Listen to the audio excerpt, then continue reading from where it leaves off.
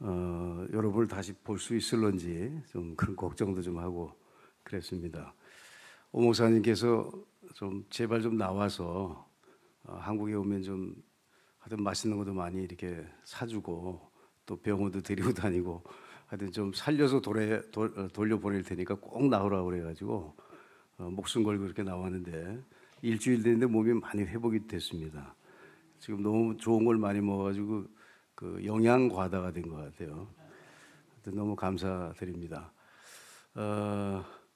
올해 두 차례에 걸쳐서 우리 수원 아름다움 교회에서 제가 사역하는 지역에 그 봉사팀을 이렇게 보내주셨습니다.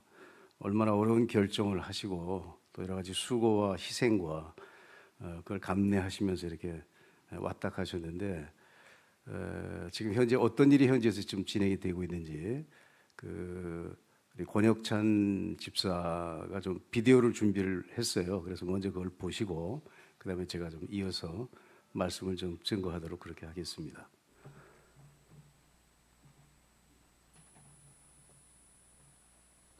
수원 아름다움교회 목사님, 장로님 그리고 지사님들 반갑습니다. 고 목사님께서 한국에 가신다는 소식을 들어서 이렇게 영상을 찍고 있습니다. 다시 한번 감사드리고 싶은 것은 가깝지만 먼 나라 일본까지 두 번이나 걸쳐서 와주셔서 봉사해 주시고 또 무엇보다도 기도로 후원해 주셔서 너무나도 감사드립니다. 인사드리는 게 너무 늦어서 죄송한 마음이지만 이곳을 올 때마다 공사해 주신 흔적을 볼 때마다 감사한 마음이 듭니다. 공사하기 전 모습을 조금 봐주셨으면 하는데 이 바닥 1층은 바닥도 없었고 벽도 일부 없어가지고 옆집 벽이 보이고 또 대들보도 썩어가지고 안 좋은 상태였죠. 그리고 밖과 안을 차단해주는 이 벽도 없어가지고 화장실도 없었습니다.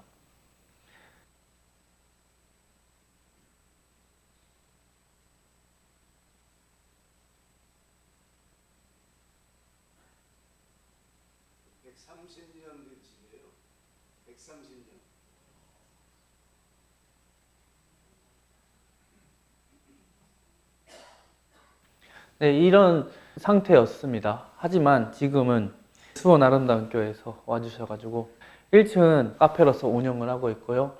그리고 벽도 만들어졌고 천장도 바닥에는 온도를 넣습니다.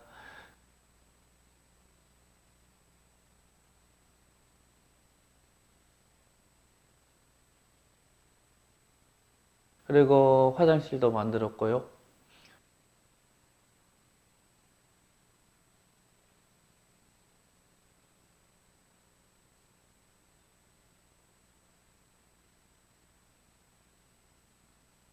네, 2층에 올라가시면 2층에 바닥을 다 해주셨고 벽도 다 해주셨고 천장도 다 해주셨습니다. 무엇보다 힘들었던 작업은 이 대들보랑 아마 이 기둥을 이게 묻은 때를 갈가내고 또 깨끗하게 하는데 많이 어려웠을 거라 생각이 듭니다. 제가 한 게 아니라 목사님과 장로님, 지사님들이 해주셔가지고 저는 보기만 했었죠. 감사합니다. 저에게 하나님께서 항상 주시는 마음은 고등학생들, 중학생들을 향한 마음입니다. 얘네들한테 어떻게 복음을 전해야 될지 많이 고민을 하게 해주시고요. 그 결과 하나님께서 주신 비전이 이 건물입니다. 1층에 지금 카페가 있는데요. 감사하게도 방과 후 시간에는 고등학생들이 많이 모입니다. 많게는 20명 정도 모여가지고 같이 놀고 마시고 놀고 얘기도 하고 하는데 인생을 공유해주는 애들도 있습니다. 그러면 저도 제 인생을 공유하고 또 제 기독교인으로서의 가치관도 공유하게 되고 제가 하고 싶었던 게 바로 그것입니다. 교회 외에서 복음을 전하는 게 어려웠는데 교회 외에서 고등학생들을 만나는 것도 어려웠는데 이 카페를 통해서 많은 고등학생들과 대화를 하게 되었고요. 제 기독교인으로서의 삶을 보여줄 수 있게 되었고 무엇보다도 예수님이 주신 그 사랑을 저도 나눌 수 있게 되었습니다. 제가 복음을 전하는 방식이 이거라고 생각합니다. 삶을 갖고 밖에 나가가지고 복음을 전하는 것도 하나의 방법이라고 생각은 하지만 이 지역에서 또 저에 맞는 복음을 전하는 방법이라고 생각을 합니다. 만약에 이 1층에 카페가 없었다면, 대안학교를 할 수가 없다면, 이 공사에 어려움을 계속 느끼고 공사가 마무리 안 되었다면 고등학생들을 만나지도 못했겠고요. 고등학생들한테 예수님의 삶을 전할 수도 없었겠고, 제 기독교인으로서의 삶 그리고 가치관을 공유할 수도 없었겠고, 복음을 전할 기회가 안 주어졌을 수도 있겠다는 생각을 합니다. 그렇지만 수원 아름다운 교회에서 또 목사님, 장로님, 지사님들을 보내주셔가지고 제가 베풀고 싶었던 예수님의 사랑을 먼저 수원 아름다운 교회를 통해서 받아가지고 또 힘을 얻고 이렇게 해나갈 수 있게 되었습니다. 이곳을 통해서 이 지역에 복음이 전파되기를 간절히 바라고 기도하고 있으니 수원 아름다운 교회 목사님, 장로님, 지사님들도 함께 기도해 주셨으면 좋겠습니다. 좀 더 정기적으로 보고를 드리겠습니다. 인사를 드렸어야 되는데 다음에 꼭 한국에 찾아가가지고 한국에 가서 수원 아름다운 교회 가가지고 또 보고도 드리고 싶고요. 그때는 여기 지역의 고등학생들과 같이 갈 수 있었으면 좋겠습니다. 수원 아름다운 교회 위에 하나님의 축복이 가득하기를 간절히 기도드리고 이만 영상 접겠습니다. 박수로 격려해. 권혁찬 형제고요. 아버지가 선교사시죠. 일본에 한 35년 정도 사역을 하셨고, 선교사 2세가 그 대를 이어서 이렇게 선교사적인 삶을 하고 헌신하는 모습이 참 아름답고 좀 당연한 것 같아도 쉽지 않은 것 같은데, 특별히 중고등학생들에 대한 영적 부담을 갖고 좀 교회 이전의 어떤 교회로 오기 위한 그런 장소를 이렇게 만들어서 어장 형성을 지금 해서 열심히 사역을 잘 하고 있습니다. 위에서 많이 기도해 주시고, 특별히 수원 아름다운 교회 우리 성도님들의 눈물과 기도와 또 헌금과 또 헌신을 통해서 현장에 저렇게 아름다운 그런 장소가 이렇게 형성이 됐다는 것이 사실 기적입니다. 가지고 있는 건 없고 그냥 조금 물질이 생기면 그거 가지고 공사 조금 하고, 근데 뭐 한도 끝도 없어요. 제가 볼 때는 한 3, 4년 걸릴 그런 공사인데 큰 결단을 해 주셨습니다. 여러분들이 오셔서 정말 처음에는 뭐 화장실도 없고 물도 안 나오고 막 그런 열악한 상황인데 두 차례에 걸쳐서 이렇게 오셔서 헌신해 주셔서 참 아주 이렇게 좋은 터가 생겼습니다. 지금 이제 1층은 카페로 운영이 되고 있으면서 이제 중고등학생들이 방과후에 모여서, 시골이기 때문에 아이들이 학교하고 집하고 중간에 어디 갈 데가 없어요. 그래서 저런 장소를 만들어서 아이들이 함께 놀면서 복음을 증거하고 크리스찬적인 삶을 이렇게 나타낼 수 있는 그런 장소가 됐고, 2층은 학원을 통해서 뭔가 이렇게 학생들을 접하려고 이렇게 계획을 하다가 하나님께서 크리스찬이신데 일본에서 전국적인 체인 학교를 갖고 있는 대안학교를 하시는 분을 연결을 시켜 주셨어요. 그분이 어떻게 해가지고 그 시골까지 찾아오셨더라고요. 그래서 그 대안학교를 지금 준비를 하고 있습니다. 훨씬 더 복음 전하기에 이렇게 효과적인 그런 전략으로 하나님께서 인도하신다고 그렇게 생각이 되고, 본인의 꿈을 하였던 대안학교를 그 지역을 중심으로 해서 여러 한 5개 지역의 그 대안학교를 이제 준비를 하고 있습니다. 한국도 그렇게 했지만 일본에 학교를 안 가고 그 집에서 이렇게 있는 학생들이 많아요. 그 적응을 못하고 그런 학생들을 중심으로 해서 학과 과정도 가르치면서 복음을 증거할 수 있는, 특별히 그 책임자 되시는 분이 크리스찬 이신데 일본에서 참 만나 뵙기 어려운 그런 분인데 하나님께서 인도를 해 주셔서 지금 새로운 그런 프로젝트가 진행이 되고 있습니다. 선교라고 하는 것은 그 강에다가 음식물을 던지는 것 같이 전혀 어떤 기대 사항 없이 그냥 뭔가를 쏟아 붓는 것과 같은 것이거든요. 시간이 많이 걸리고 또 인내심도 필요하고 선교의 가장 중요한 점은 계속하는 것입니다. 그래서 여러분들이 선교지 여러 군데 또 이렇게 후원도 하시고 그러는데 특별히 제가 사역하고 있는 이 일본의 그 타케노라고 하는 지역은 예수 믿는 사람, 저희 동네 같은 경우는 한 1000여 명 정도 사는데 예수 믿는 사람이 한 사람도 없어요. 그리고 계곡마다 동네들이 조금조그맣게 형성이 되어 있는데 절은 또 다 있어요. 그 계곡마다 절이 역사가 한 1300년, 1000년 이렇게 된 그런 완전히 절과 그 동네 사람들이 이렇게 삶이 섞여 있는, 그래서 절의 모든 행사에 그 동네 사람들이 참여하고 또 뭐 며칠 전에는 아이들한테 그 상여 같은 거 막 좀 귀신 나올 것 같은 그런 걸 매 가지고 동네를 이렇게 돌아다니고, 그러니까 어릴 적부터 그런 문화 속에서 자라는 그런 지역입니다. 동네가 꽤 오래된 동네인데 제가 역사를 이렇게 보니까 가자마자 제가 지금은 이제 폐교가 됐는데 147년대 소학교가 폐교가 됐어요.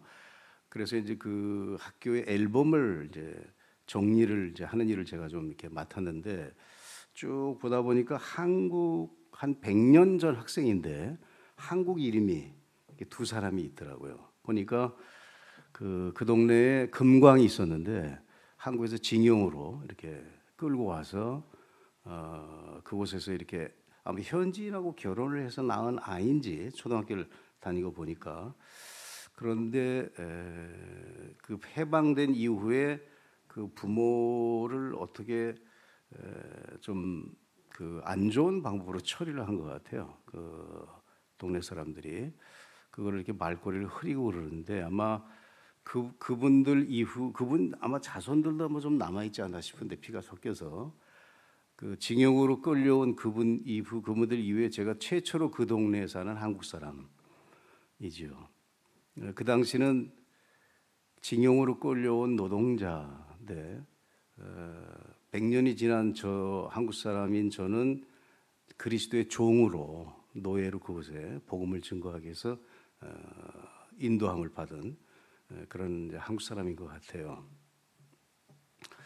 일본은 한 300년 정도, 400년 정도에 가까운 엄청난 박해가 있던 나라입니다. 물론 캐토릭 시절이었죠. 인구가 한 800만 정도 됐을 때 30만 명이 순교를 당했습니다. 정말 그 순교의 역사는 이루 말할 수 없는 그 고통스러운 그런 역사인데, 그 예수를 믿으면 이제 믿다가 걸리면 잡아가지고 이제 귀를 이렇게 잘른다든지 그 코를 비워가지고 그런 사람들을 한 20-30명 묶어가지고 그 당시는 이제 교토가 중심지였거든요. 그 수도고 거기가 이제 기독교인들이 많이 이제 이렇게 전파가 됐는데 거기서 끌고서 걸려가지고 700km 정도 떨어진 그 나가사키 그쪽에 가서 십자가에다 처형을 시키는, 그래서 아주 모진 박해가 있었던 그런 곳이고, 아주 한 마을에 예수 믿는 사람이 한 사람이라도 나타나면 그 마을을 전체를 다 멸해버리는 그런 엄청난 박해도 있었고, 후미에라고 해서 마을 사람들을 한 군데 다 모아가지고 그 예수님 사진이나 십자가나 혹은 이제 마리아상 그런 것을 가운데 놓고서 이제 한 사람씩 지나가게 하죠. 그래서 그것을 밟고 지나가면 살려주고 그것을 이렇게 건너뛰면 그 자리에서 목을 치는 그런 그 엄청난 박해가 있었습니다. 사람들 마음 속에 이 기독교에 대한 막연한 공포심이 있어요, 사람들이. 그리고 그런 박해를 통해서 일본 사람들의 민족성이 바뀌어 버렸어요. 그래가지고 이 자기 속마음을 이렇게 잘 드러내지 않는 그런 민족성으로 바뀔 정도로 기독교에 박해가지고 심한 그런 나라인데 한 30만 명 정도의 그 순교의 피가 흐르는 나라입니다. 일본 땅에 지금 뭐 통계적으로는 개신교 인구가 한 0.3% 정도, 1,000명에 한 3사람 정도 예수 믿는 이제 그런 확률인데 그것도 대도시가 그렇고 제가 있는 지역은 태어나서 죽을 때까지 거의 뭐 제대로 된 복음을 한 번도 들어보지 못하고 죽는 그런 아주 외진 장소입니다.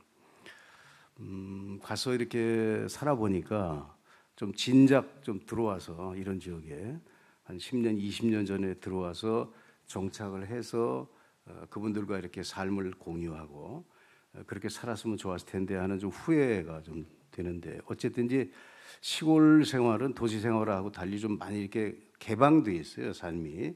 그래서 꼭 유리상자 안에 사는 것처럼 그렇게 이제 삶이 개방돼 있어서 오히려 현지인들을 접촉하고 또 이렇게 만나고 하는데 굉장히 용이합니다.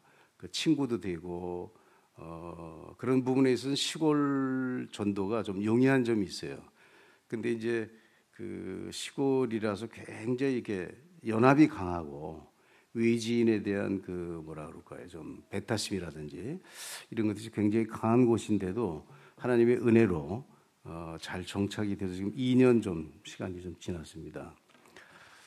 아내가 동네 분들 이제 아내가 그 이제 머리를 깎는 좀 그 장가 가서 결혼해가지고 처음 이제 제 머리를 가지고 이렇게 연습을 시작해가지고 지금까지 제가 이발소를 간 적이 없어요. 집사람이 다 이렇게 머리를 깎아주는데 하나님께서 또 그 기술을 사용하셔서 동네에 그 병원에 갈 수 없고 움직이지 못하는 그런 노인분들 찾아가서 이렇게 머리를 깎아주면서 복음도 전하고 그래서 25명 정도에게 복음을 구체적으로 이렇게 증거할 수 있는 기회를 가졌습니다.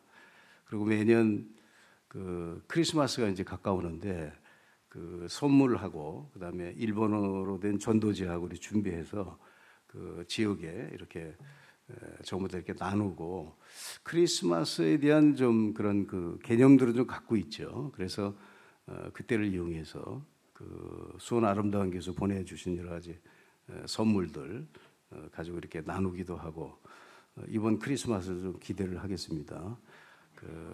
하여튼 좀 그 선교는 계속하는 것이거든요. 계속 관심을 가지시고 도와주시길 부탁을 드리겠습니다. 처음에 그 찬양 인도를 하시는데 그 찬송을 제가 부르는데 갑자기 생각나는 장면이 제가 이제 예수님을 지금 믿고 선교사가 된 지가 한 37년 정도 된 것 같아요. 대학교 복학해가지고 2학년 때인데 그때 이제 예수 믿고 한 6개월 정도 지났을 때 시골에 거지 순례전도라고 하는 것을 갔죠. 그래가지고 여주 쪽에 있는 아주 그 가난한 교회인데 전도사님이 이렇게 목회하시는 그런 교회인데 이제 그때는 잠자리도 이제 얻어 자고 먹는 것도 얻어 먹고 그러면서 이제 전도를 하는 3박 4일 동안 이제 그런 여행이었는데 밤에 어둑어둑해졌는데 이제 잘 곳이 없는 거예요. 그래서 논두렁을 이제 한 10여 명이서 쭉 이렇게 걸으면서 이제 찬송가 가스펠을 이렇게 부르고 가는데 멀리서 불빛이 하나 이렇게 보이더라고요. 그래서 가까이 가보니까 수요일인데 오늘같이 그 수요 예배를 드리고 있는 거예요. 그 시골 교회인데 그래가지고 보니까 뭐 예배 시간이 거의 끝날 무렵에 저희들이 이제 그 교회를 아무런 그 교회에 연락도 안 하고 그냥 한 10명에서 예배당에 문을 열고서 쏙 들어갔어요. 그 교회로. 그게 뭐 얼마나 깜짝 놀라겠어요. 시골 분들이. 그래서 어떻게 왔냐고 그래서 이렇게 해서 우리가 전도하는 그런 일을 하기 위해서 이렇게 다닌다고 그랬더니 그 전도사님이 자기 기도응답이라고 전도팀을 보내다가 그렇게 기도를 하셨다고 그래요. 그래서 정말 뭐 우리가 그때 저녁도 못 얻어먹고 그래가지고 막 솥을 걸어가지고 막 국수를 끓이고 해가지고 그 저녁을 이제 그 늦은 시간에 얻어먹고 그 전도사님이 얼마나 열심히 했는지 교인 한 분하고 우리 팀하고 이렇게 묶어가지고 전도 훈련을 사형리 그때 이제 전하는 훈련이죠. 그거를 다 해가지고 한 밤 11시까지 그렇게 한 것 같아요. 그러고서 이제 그 다음날 그 지역으로 흩어져 전하는데 여러 선교 전도의 그 경험이 있지만 제가 이렇게 느끼기에는 기적은 복음 전할 때 많이 일어납니다. 그게 뭐 신유의 은사가 있든 없든 관계없어요. 그 예수 믿은 지 한 6개월밖에 안 된 자매인데 이제 하루 종일 얻어먹고 이제 저녁 때 예배당에 모여서 마룻바닥에 그냥 다 이렇게 그냥 뭐 숙소가 따로 있는 것도 아니까 이렇게 자고 그러는데 그날 있었던 선교 보고를 같이 이렇게 나누죠, 간증들을. 근데 대학교 한 1학년 자매밖에 안 됐고 대학교 와서 예수를 믿은 자매인데 전도를 하러 들어가는데 할머님이 한 분 계신데 귀도 안 들리고 눈도 안 보여요. 어떻게 복음을 전할 방법이 없는 거예요. 그 자매가 그 할머니를 안고서 한절에 기도를 했어요. 하나님 복음을 들을 수 있게 해달라고. 그 귀가 열린 거 있죠, 그 할머님이. 그래서 복음을 듣고 예수를 믿었어요. 근데 그런 간증들을 이렇게 하면 꼭 사도행전을 읽는 것 같아요. 지금도 마찬가지입니다. 복음 전하는 일에 하나님의 최대의 관심이 있어요. 왜냐하면 당신의 아들 예수 그리스도가 돌아가시고 부활하시고 승천하신 그리고 다시 오실 그 복음이 하나님의 전체 관심이거든요. 그래서 그 이야기를 전하는 그 일에 하나님의 관심이 거기에 집중이 되어 있습니다. 그래서 그 일을 할 때 꼭 기적을 바라는 건 아니지만 기적이 많이 일어나요. 그래서 여러분 살아계신 하나님을 경험하시려면 예수 그리스도의 죽음과 부활을 이야기하세요. 입을 열어서. 그러면 지금 이제 총동원 무슨 전도주일 같은 것이 앞으로 이제 그런 것이 준비되는 것 같은데 그냥 하나의 행사가 아니고 살아계신 예수 그리스도를 증거하는 그 일을 통해서 여러분들이 개인적으로 주님은 살아계신 분이구나. 그래서 좀 경험하시길 좀 꼭 좀 부탁을 드리겠습니다. 오늘 본문 말씀에 좀 돌아가서 보면 18절부터 좀 보겠습니다. 내가 여러 번 너희에게 말하였거니와 이제도 눈물을 흘리며 말하노니 여러 사람들이 그리스도의 십자가의 원수로 행하느니라. 지금 이 빌립보서는요, 사도 바울이 유럽에 가서 전도하면서 처음으로 세운 교회거든요. 그리고 시기적으로 이게 쓰여진 것이 한 AD 한 6, 70년 경이니까 예수님이 승천하시고 한 30년밖에 안 지난 초대교회 상황이에요, 이 상황이. 그런데 이게 지금 그 사도 바울이 교회 밖에 있는 불신자한테 하는 얘기가 아니고 교회를 다니는 성도들에게 지금 그 하는 이야기예요. 눈물을 흘리면서 말하는데 성도들에게 여러 성도 중에 한두 사람이 아니고 여러 사람들이 그리스도의 십자가의 원수로 행한다고 그랬어요. 그건 굉장히 놀라운 이야기예요. 사도 바울이 개척한 교회 안에서도 어떻게 예수님이 불과 승천하신 지 얼마 30년 정도밖에 안 지난 그 시점에 교회 안에 굉장한 문제가 있었던 거예요. 성도들이 그 십자가의 원수로 행한다는 되는데 그 원수로 행하는 내용이 그 밑에 기록이 되어 있습니다. 그들의 마침은 멸망, 지옥입니다. 그들의 신은 배요. 그러니까 육체를 섬기는 거예요. 예수를 믿는데 이 땅에서 잘 먹고 잘 살기 위해서 자기 삶을 어떻게 즐겁게 살 것인가 하는 것에만 관심이 있는 거예요. 예수 믿어서 이 땅에서 어떻게 성공할 것인가 하는 일에만 관심이 있다는 거예요. 그리고 그들의 그 영광은 그들의 부끄러움에 있고 땅의 일을 생각하는 자라. 하늘을 바라보는 자가 아니고 예수를 믿으면서도 무엇을 먹을까, 무엇을 입을까, 자기의 어떤 영광만을 생각하는 세상 사람, 예수를 믿었지만 세상 사람들과 똑같은 그런 수준의 삶을 살고 있는 사람들을 향해서 사도 바울이 눈물을 흘리면서 이야기를 한다고 그랬습니다.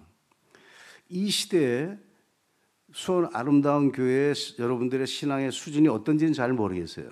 그러나 이 시대의 교회들도 동일하게 들어야 되는 메시지입니다.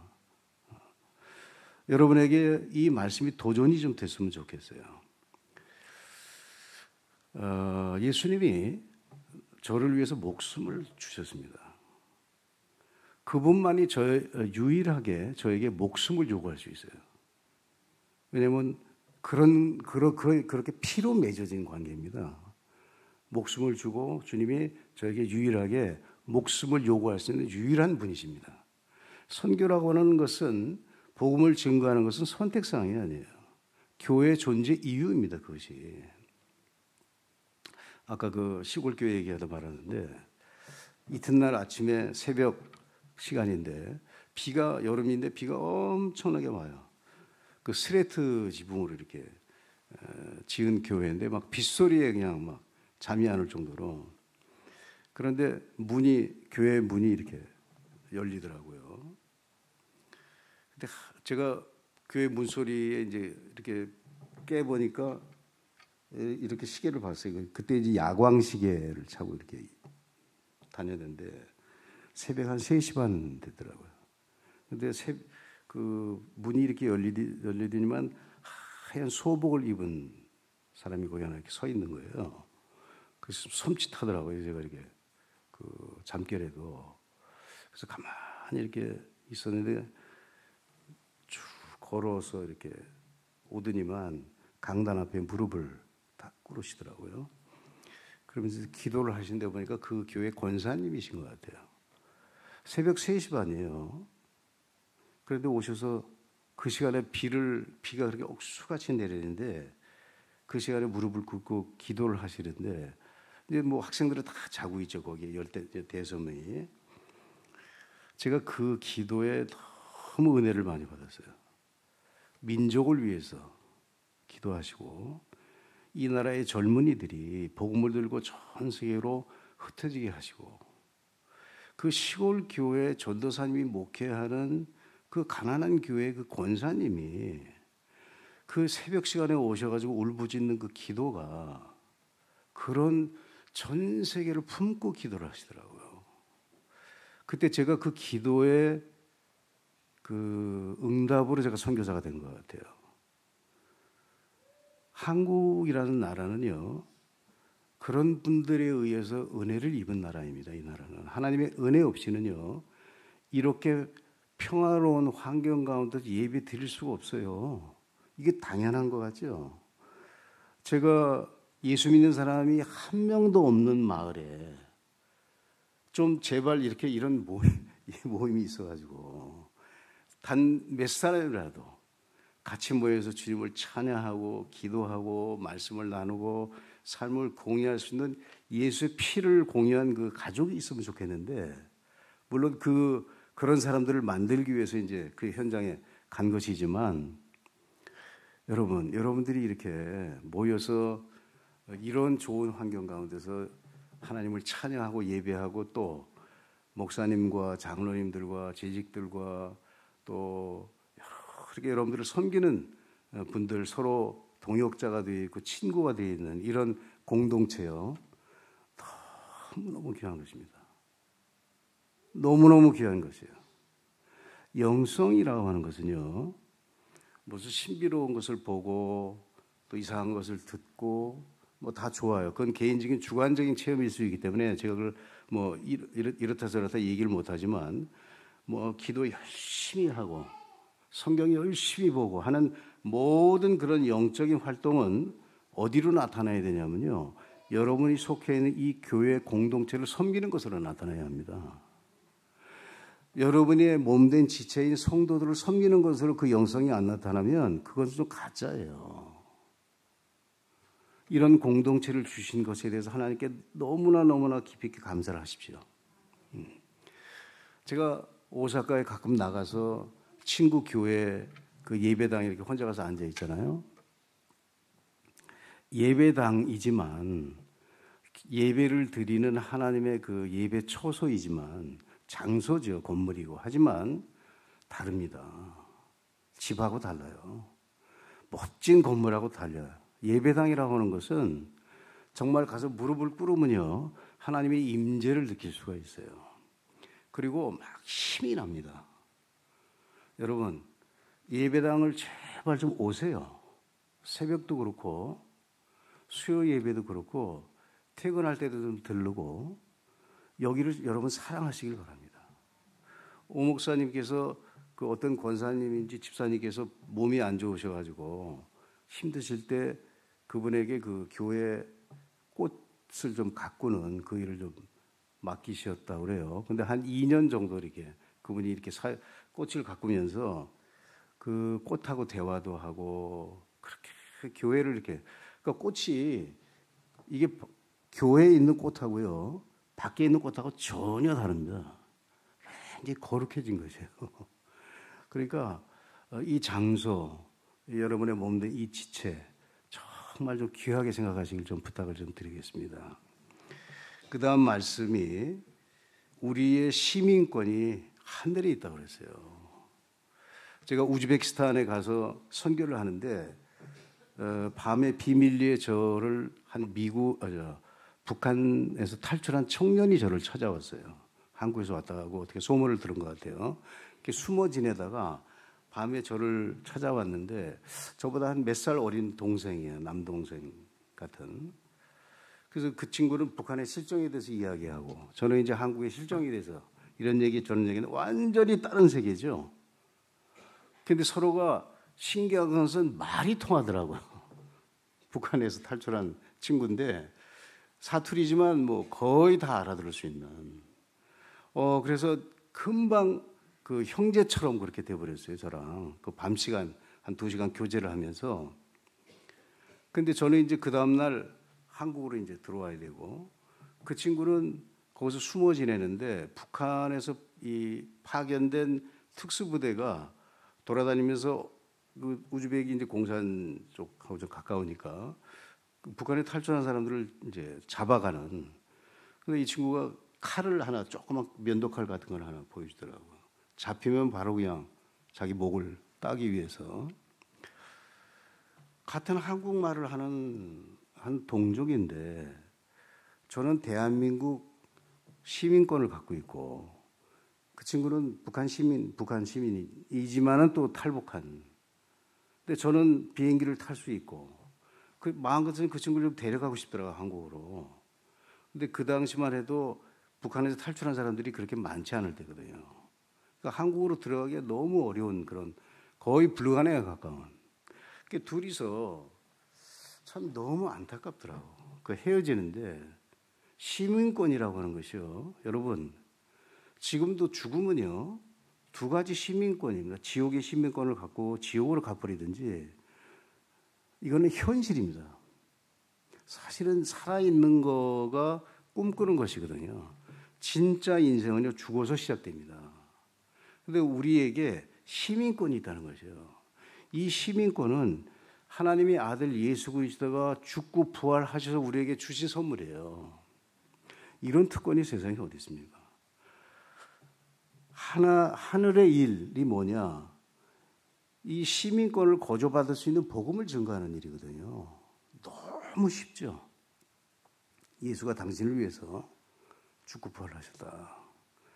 예수 믿으면 예수 그리스도 신지레바 수고하레마스도 덴노미 군인이 이키마스도.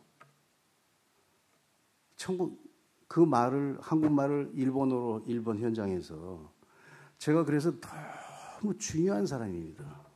제 입술에서 증거되는 예수 그리스도의 복음이 사람들에게 하늘의 시민권을 줄 수 있는 거거든요. 그런 놀라운 특권을 하나님이 저와 여러분에게 부여하신 것이거든요. 이 특권을 제발 활용하세요. 예수님이 살아계신 것을 느끼시고 싶을 때 복음 전해보세요. 그러면요, 말이 얼마나 유창해지는지 몰라. 들었던 예화도 막 생각이 막 성령께서 생각나게 하시고, 저는 복음을 전하면요, 영어도 그렇고 일본어도 그렇고 외국어가 얼마나 유창해지는지 몰라요. 막힘이 없습니다.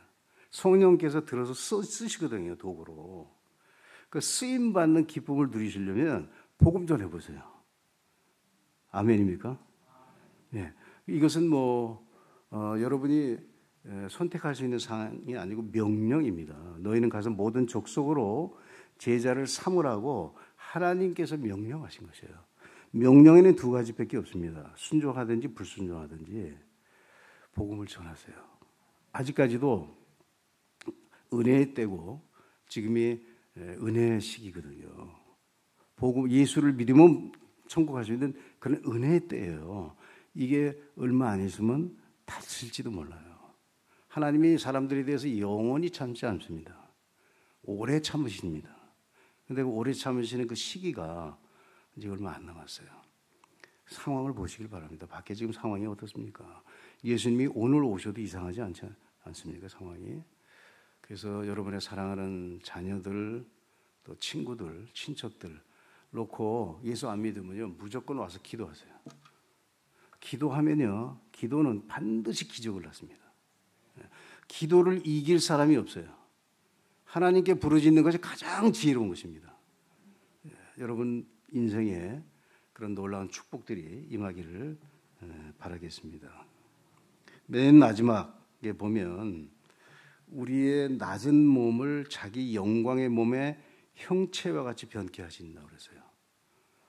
시민권을 받은 것도 감사한 일인데 우리의 그 벌레 같은 지옥에서 영원히 형벌 가운데 있어야 되는 그런 우리의 그 죄악된 몸을 예수님과 똑같이 만들어 주신다 그런 뜻이에요. 놀라운 얘기입니다. 주님이 우리에게 어떤 은혜를 베푸셨는지. 그래서 가능하면 좀 성형수술을 하지 마시고 그냥 갖고 계세요. 그러면 주님이 영광스러운 모습으로 바꿔주세요. 놀라울 겁니다. 서로는 알아볼 수 있을 거예요. 근데 이 땅에 사는 모습이 아니에요. 너무 아름다운 모습으로 정말 그런 두 번째 창조를 우리 몸에 행하신다는 약속이 여기에 있습니다. 하나님이 하실 수 없는 것이 거짓말하는 것이에요. 하나님은 절대 첫째는 자살을 못 하시고 두 번째는 거짓말을 못 하세요. 반드시 이렇게 됩니다. 예수 믿으면 구원 받습니다. 하나님이 약속하신 거기 때문에 반드시 그렇게 됩니다. 여러분의 인생 가운데 하나님의 살아계심과 은혜가 충만하기를 기도하겠습니다. 잠시 기도로 마치겠습니다. 하나님 아버지, 우리에게 예수를 주시고 죄 용서해 주시고 새 생명 주시고 시민권 주시고 천국 주시고 이 아름다운 수원 아름다운 교회를 주시고 주님, 이루 말로 표현할 수 없는 엄청난 은혜를 받았습니다. 주님, 이 은혜를 누리게 해 주시옵소서. 우리가 이 땅의 것을 찾아가는 것이 아니고 이 땅의 것을 찾는 것이 아니고 하늘의 것을 사모하며 주님 재림하시는 그 재림을 사모하는 저희들이 되게 해 주시옵소서. 예수님의 이름으로 기도하겠습니다. 아멘.